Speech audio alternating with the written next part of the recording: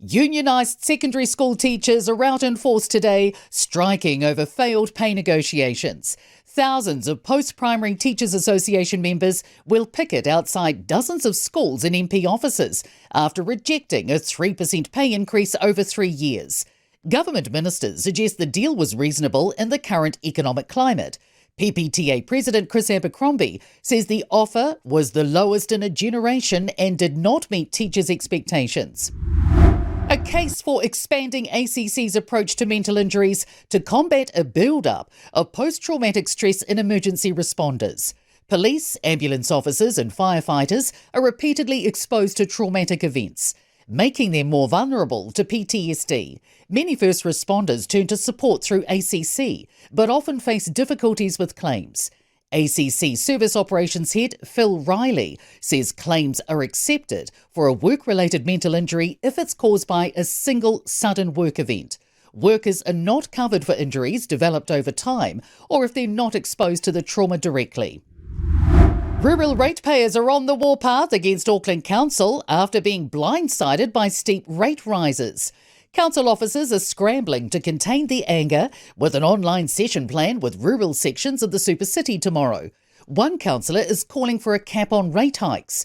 In the past fortnight, our newsroom has reported complaints of staggering rate increases. They include a 72% jump on a family home in Orewa, which was rezoned for new housing that cannot be developed for several years. A Rodney Rate Shock Action Facebook page set up 10 days ago has already attracted 850 members. Another cut to the official cash rate may not mean further immediate cuts to interest rates. The Reserve Bank's tipped to cut the OCR again at 2 p.m. Economists expect another 25 basis point cut from 3.25% to 3%. Concerns around how new tweaks for our electricity sector will be rolled out. Electricity generators must now follow new rules obliging them to sell energy to everyone at the same rate.